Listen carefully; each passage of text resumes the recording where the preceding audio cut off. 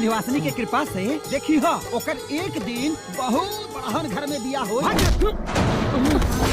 उनके रिश्ता से चीचा साला के रिश्ता कबू बड़ ना हो सकेला। काल से तोहर जिंदगी के डाउनफॉल शुरू।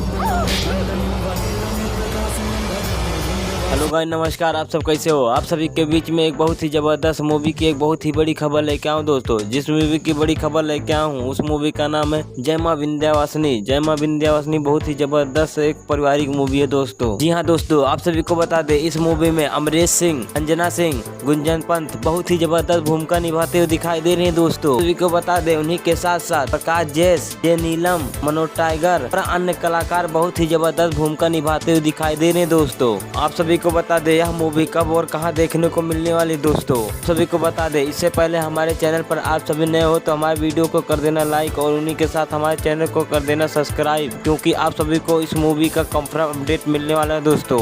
आप सभी को बता दे इस मूवी की कहानी एक परिवार के आधार पर बनाई गई है दोस्तों। हाँ दोस्तों, आप सभी को बता दे इस मूवी को में अंजना सिंह को काफी लोग सताते हुए दिखाई दे रहे हैं दोस्तों।